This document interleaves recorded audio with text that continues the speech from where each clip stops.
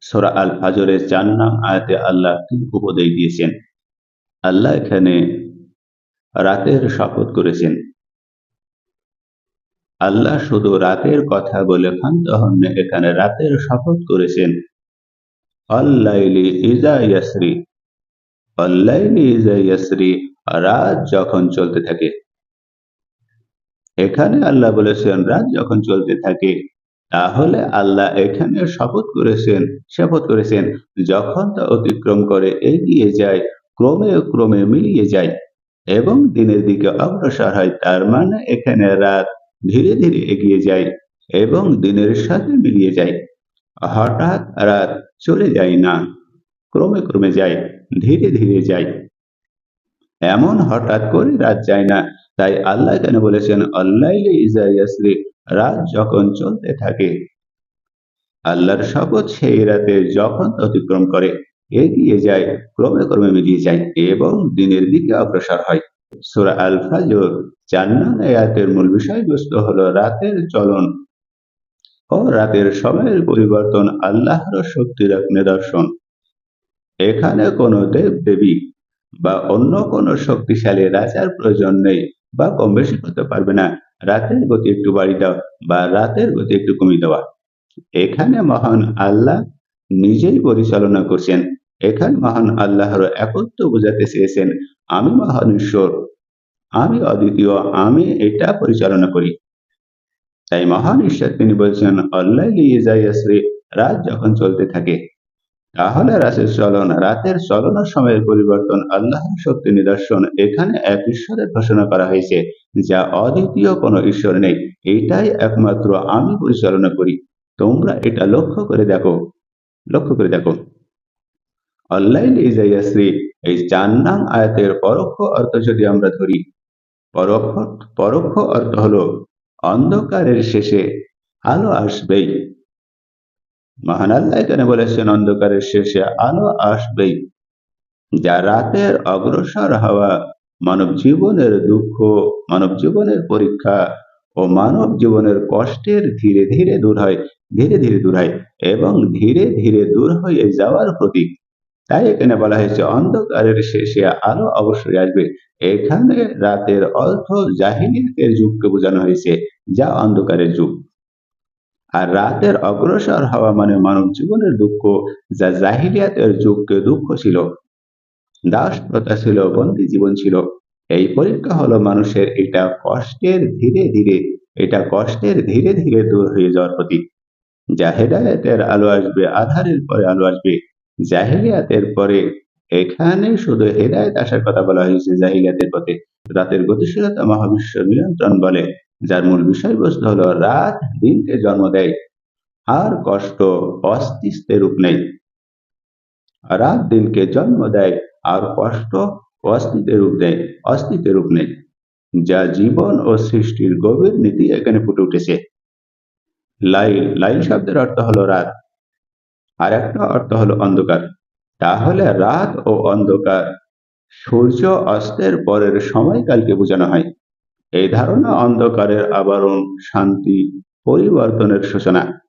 তার মানে রাত অন্ধকার দিয়েই আপনাকে বোঝানো হচ্ছে যে অন্ধকারের আবরণ হলো শান্তি। এটা পরিবর্তনের সূচনা। আপনি শান্তিতে আছেন, আপনাকে পরিবর্তনের সময় দেওয়া হলো। তাহলে লাইলের মূল সূচনা বা বিষয়বস্তু হলো যে রাত মানে পরিবর্তন, যা বিশ্রাম, যা গভীরতা। ইয়াসরি, ইয়াসরি বলতে এখানে চলা, অগ্রসর হওয়া, ধীরে ধীরে এগিয়ে যাওয়া। তাহলে অবিরাম গতি, যা নীরব অগ্রগতি, নিয়মিত প্রবাহ। ইয়াসরি চলা, অগ্রসর হওয়া, ধীরে ধীরে এগিয়ে যাওয়া। তাহলে রাত একটানা চলতে থাকে, থেমে থাকে না।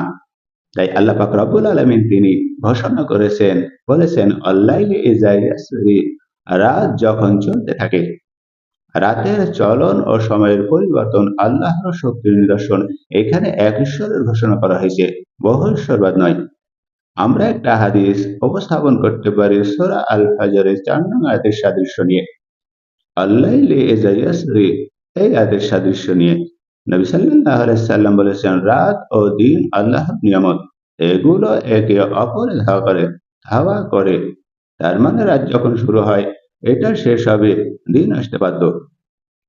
আর দিন যখন শুরু হয় তখন তার চলার গতি চলতে থাকে, শেষ হয়ে যাবে, রাত তাকে গ্রাস করবে। তাই নবী সাল্লাল্লাহু আলাইহি সাল্লাম বলেছেন, রাত ও দিন আল্লাহর নিয়ামত, এগুলোই একে অপরকে ধাওয়া করে। নবী সাল্লাল্লাহু আলাইহি সাল্লামের হাদিসের মূল বিষয়বস্তু এটা যে রাত ও দিনের অবিরাম গতি আল্লাহর নিয়ন্ত্রণে। এখানেও আল্লাহরও এক ঈশ্বরের স্বীকৃতি দেওয়া হয়েছে, বহু ঈশ্বরবাদ নয়। নবী সাল্লাল্লাহু আলাইহি সাল্লাম তিনি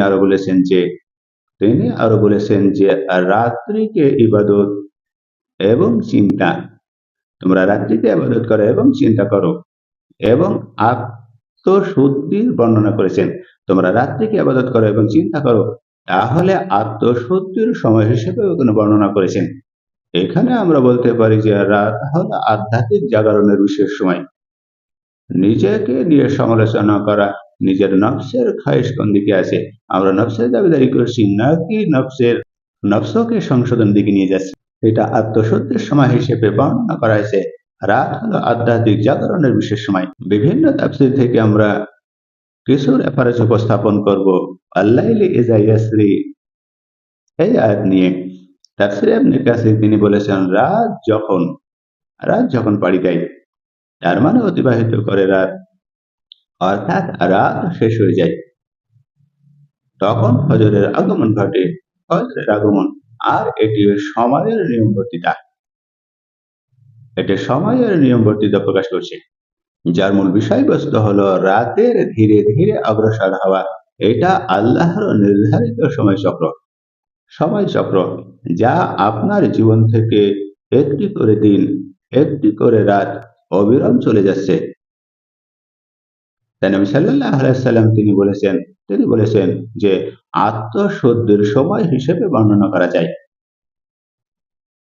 যা মানুষের হৃদয় কেন্দ্রিক।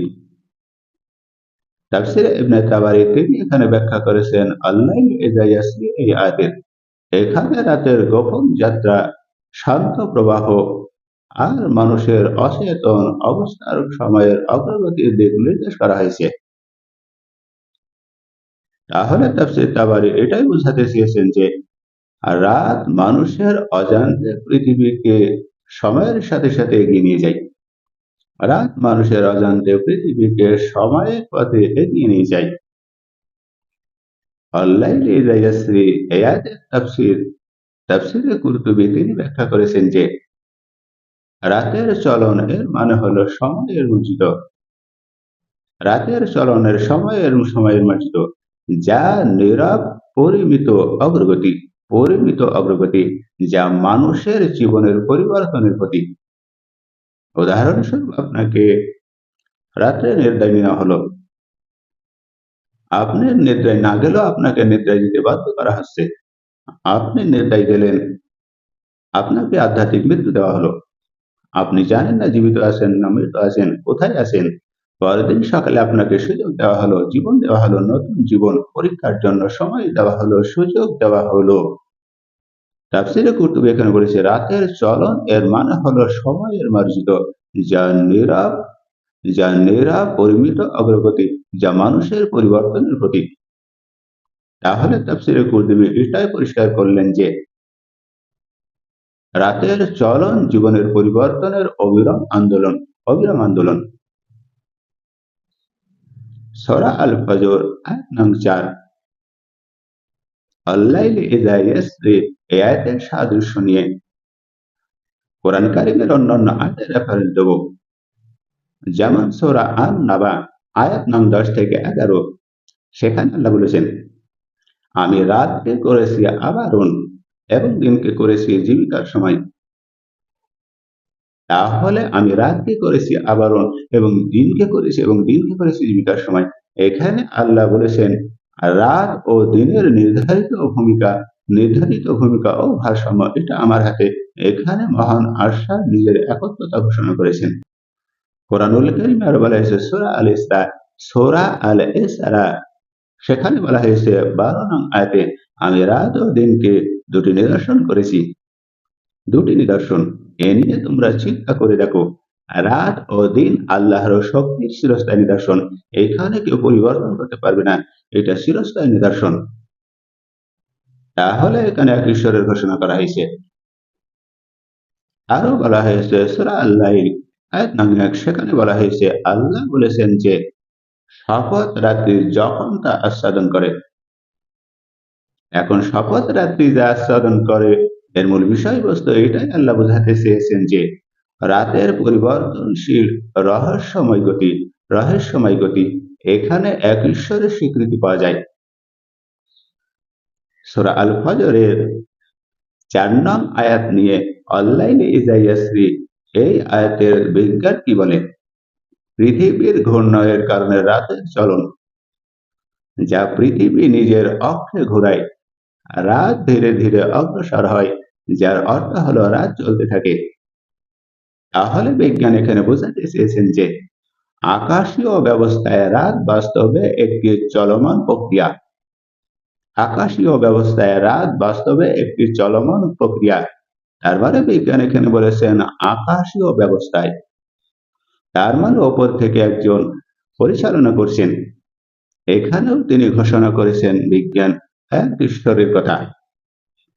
বিজ্ঞান তিনি আরো বলেছেন সূর্য অস্ত থেকে সূর্য উদয়ের মধ্যে আলোকমাত্রার পরিবর্তন, যার অর্থ হলো রাত কখনো স্থির নয়, ক্রমাগত অন্ধকার পরিবর্তিত হয়, আলো জন্ম নেয় আলো জন্ম নেয়। তাহলে বিজ্ঞান এখানে বোঝাতে চেয়েছেন যে প্রাকৃতির নিয়ম রাত ও গতি ও পরিবর্তনের চক্র, যে এক ঈশ্বর ছাড়া এটা কেউ নিয়ন্ত্রণ করতে পারে না। বিজ্ঞান আরো যুক্তি দেন জৈবিক ঘড়ি। জৈবিক ঘড়ি বলতে বোঝায় দেহের অভ্যন্তরীণ সময় চক্র। তাহলে মানুষ ও প্রাণীর দেহ যা রাতের পরিবর্তনের সাথে সাথে তাল মিলিয়ে কাজ করে। এখানেও এক ঈশ্বরের ঘোষণা করা হয়েছে। আর রাত জীবনের অভ্যন্তরীণ সিস্টেমকে পরিচালনা করে। অল-লাইলি ইযা ইয়াসরি সূরা আল ফজর ৪ নং আয়াতের সাদৃশ্য নিয়ে বাইবেল থেকে আমরা কিছু উদ্ধৃতি দেব।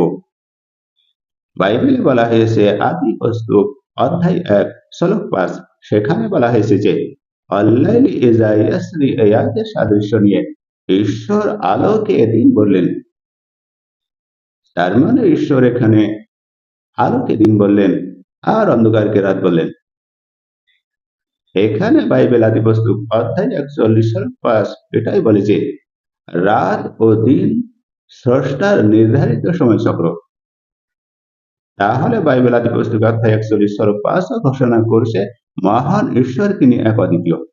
বাইবেল আরো বলছে গীত সংহিতা অধ্যায় ১৯ শ্লোক ২ সেখানে বলা হয়েছে যে দিন দিনকে বার্তা দেয়, দিন দিনকে বার্তা দেয় এবং রাত রাতকে জ্ঞান জানায়। তার মানে বাইবেল গীত সংহিতা অধ্যায় ১৯ শ্লোক ২তে এটা পরিষ্কার করছে যে রাত ও শিক্ষার উৎস রহস্যময় প্রকাশ। রাত ও শিক্ষার উৎস রহস্যময় প্রকাশ। আমরা আগেই বলেছিলাম যে আপনি ঘুমিয়ে গেলেন আর আধ্যাত্মিকভাবে মৃত্যুবরণ করলেন। আগামীকাল আপনাকে জীবন দেওয়া হলো নিজেকে শোধরানোর জন্য, পরিবর্তনের জন্য। এখানে বাইবেল গীত সংহিতা অধ্যায় ১৯ শ্লোক ২ সে কথাই ঘোষণা করছেন দিন দিনকে বার্তা দেয় এবং রাত রাতকে জ্ঞান জানায়। তাহলে রাত ও শিক্ষার উৎস রহস্যময় প্রকাশ। বাইবেল তিনি আরো বলছেন গীত সংহিতা অধ্যায় ১৩৬ শ্লোক ৯ সেখানে বলা হয়েছে যে রাতের আলো হলো চাঁদ, যা স্রষ্টার কৃপা চিরন্তন। রাতের আলো হলো চাঁদ, যা স্রষ্টার কৃপা চিরন্তন। তাহলে এখানে মহান ঈশ্বর এক অদ্বিতীয় ঘোষণা করছে। গীত সংহিতা অধ্যায় ১৩৬ শ্লোক ৯তে রাতের আলো চাঁদ, যা স্রষ্টার কৃপায় চিরন্তন। এটা এই শিক্ষা দিচ্ছে যে রাত হলো আলো অর্থাৎ চাঁদের মাধ্যমে উপকার নিয়ে আসো। আর বলা হয়েছে বাইবেল ঈশাইয়া অধ্যায় ২১ শ্লোক ১১ সেখানে বলা হয়েছে যে প্রহরীকে জিজ্ঞাসা করা হলো প্রহরীকে জিজ্ঞাসা করা হলো, রাত কত দূর অতিক্রম করলো, কত দূর অতিক্রম করলো। বাইবেল ঈশায়া অধ্যায় 21 শ্লোক 11-তে এটা পরিষ্কার করছে যে প্রহরীকে জিজ্ঞাসা করা হলো রাত কত দূর অতিক্রম করলো। এর মূল বিষয়বস্তু হলো রাতের যাত্রা সময়ের পরিবর্তনের প্রতীক। সূরা আল ফজর ৮ নং ৪, অল্লাইলি ইযা ইয়াসরি, এই আয়াতের সাদৃশ্য নিয়ে ঋগ্বেদ বলছে পর্ব ১ অধ্যায় ৯৬ শ্লোক ৫, রাত্রি আসে সব আচ্ছন্ন করে নেয়। রাত্রি আসে সব আচ্ছন্ন করে নেয়, আবার দিন আসে। তাহলে এখানে বলা হয়েছে রাত ও দিনের ধারাবাহিক আগমন, প্রাকৃতিক নিয়ম। প্রাকৃতিক নিয়ম এখানেও প্রাকৃতিক নিয়ম বলে মহান ঈশ্বরের একত্ব ঘোষণা করছে। এটা আমরা সবকিছু নিয়ন্ত্রণ একমাত্র এক ঈশ্বর ছাড়া কেউ নেই। আরো বলছে ঋগ্বেদ পর্ব ১ অধ্যায় ১২২ শ্লোক ৬, সেখানে বলা হয়েছে রাত্রের পরে দিন উদয় হয়। অর্থাৎ দেবতারা এই নিয়ম স্থাপন করেছেন।